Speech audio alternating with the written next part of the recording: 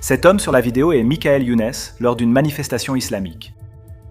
Peu après, il se retrouvait déjà dans cette autre situation, comme le montre l'image, intégré au groupe extrémiste ISIS. Le plus surprenant, c'est que Michael a reçu une éducation normale et a été baptisé dans l'église catholique en Belgique. Aujourd'hui, nous allons expliquer comment cet homme, issu d'un des pays européens les plus développés, a rejoint ce groupe terroriste.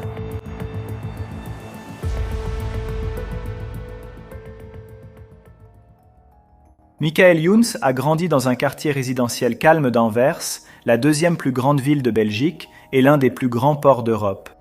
Ville avec église gothique et musée d'art de la Renaissance. Sa famille était catholique pratiquante. Michael a été baptisé, a fait sa première communion et a servi comme enfant de chœur, un rôle respecté dans la paroisse. Toute famille chrétienne le considérait comme un garçon exemplaire.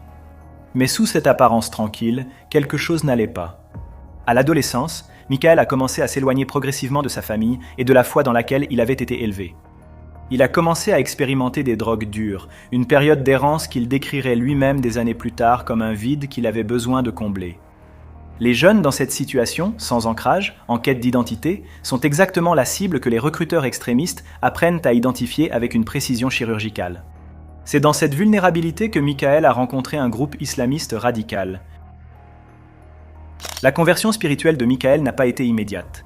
Ce fut un processus graduel, alimenté par des vidéos en ligne, des prédicateurs radicaux et un sentiment croissant d'avoir enfin trouvé un but. Il a changé son nom de Michael en Younes, le mot arabe pour colombe. Une ironie cruelle, compte tenu du chemin qu'il s'apprêtait à prendre. À Anvers, Younes est entré en contact avec Fouad Belkacem, un vendeur de voitures d'occasion devenu prédicateur de rue. Et il a fondé un groupe appelé Sharia 404 dont la mission déclarée était de recruter de jeunes Belges pour voyager en Syrie et rejoindre des groupes militants islamiques. Belkacem était charismatique et persuasif. Il savait repérer les jeunes perdus et leur offrir ce qu'il leur fallait. Un sentiment d'appartenance, une identité claire et un récit qui transformait l'isolement en mission divine. Pour Younes, l'ancien enfant de chœur de l'église catholique qui avait abandonné la foi de son enfance et s'était perdu dans la drogue, c'était une ancre. Il a été convaincu et a décidé d'aller en Syrie pour combattre pour le groupe terroriste ISIS. À un moment donné, en 2013, Younes a franchi la frontière syrienne et a rejoint l'ISIS. Ce qu'il a trouvé là-bas était différent de ce que les recruteurs lui avaient promis.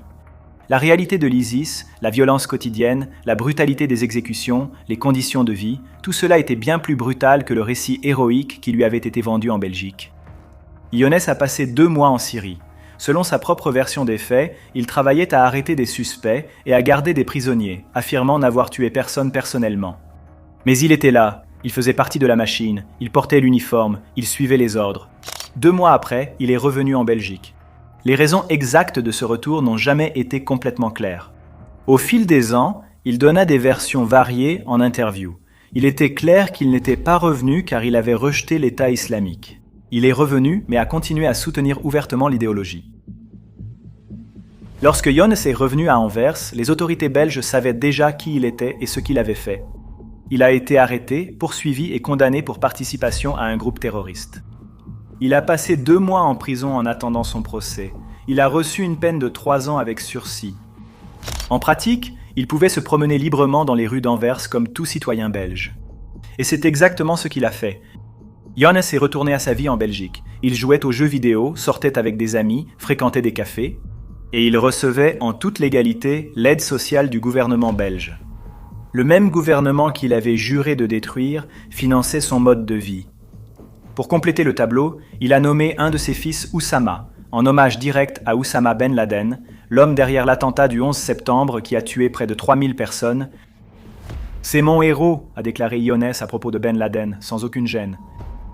La journaliste Clarissa Ward, de CNN, l'a rencontré dans un café à Anvers pour une interview qui allait devenir l'un des documentaires les plus regardés sur la radicalisation en Europe. À son arrivée, Younes portait un sweatshirt, des baskets et un jean retroussé au-dessus de la cheville, un style imitant celui du prophète Mahomet, bien que peu de gens le remarquent. Il ressemblait à n'importe quel jeune Européen de 28 ans. Clarissa Ward a passé plusieurs jours avec Younes, discutant et suivant sa routine pour comprendre comment un ancien enfant de cœur catholique était devenu combattant de l'État islamique. Ce qu'elle a entendu était troublant, non pas à cause de la violence des mots, mais à cause de la normalité avec laquelle ils étaient prononcés.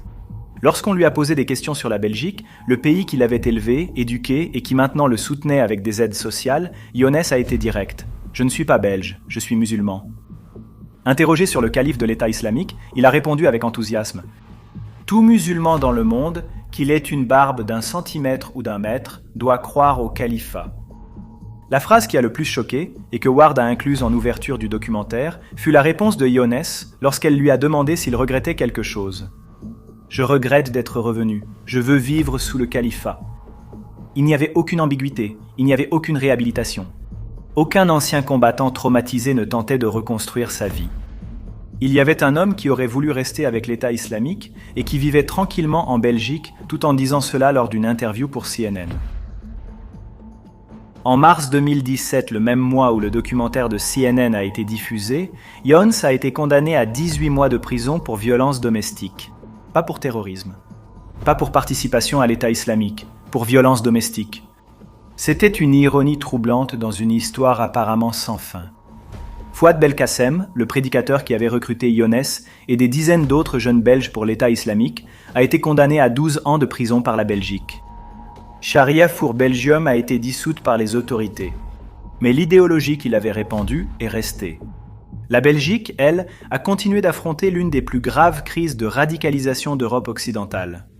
Avec des frontières ouvertes entre 26 pays européens, la libre circulation des personnes permettait à d'anciens combattants de l'État islamique de franchir plusieurs frontières presque sans contrôle. L'histoire de Younes de Lefortrie a soulevé des questions auxquelles les gouvernements européens n'ont toujours pas su répondre de façon satisfaisante. Comment réintégrer ou sanctionner efficacement les citoyens partis combattre pour l'État islamique en Syrie et revenus? Comment repérer la radicalisation avant le point de non-retour? Que faire face à quelqu'un qui soutient ouvertement le terrorisme sans avoir commis d'actes violents dans son pays? Ces questions restent sans réponse définitive. Une photo montre un garçon aux yeux bleus souriant devant une église à Anvers. Une interview montre un homme de 28 ans, dans un café de la même ville, regrettant d'être revenu de l'État islamique. C'est la même personne, à 20 ans d'intervalle, après un parcours que personne autour du garçon sur la photo n'aurait pu prévoir. L'histoire de Younes n'est pas uniquement celle d'un individu égaré. Voici comment fonctionne la radicalisation. Silencieuse, graduelle, profitant des vulnérabilités que tout jeune peut avoir à un moment de sa vie. Vide. Prédicateur charismatique. Vidéos en ligne. Une nouvelle identité qui semblait plus forte que tout ce qui existait auparavant. Et à la fin, une enfant de cœur d'une église catholique belge assise dans un café à Anvers, disant qu'Oussama Ben Laden est son héros, tout en recevant l'aide sociale du gouvernement qu'elle a juré de détruire. Merci d'avoir regardé, à la prochaine vidéo.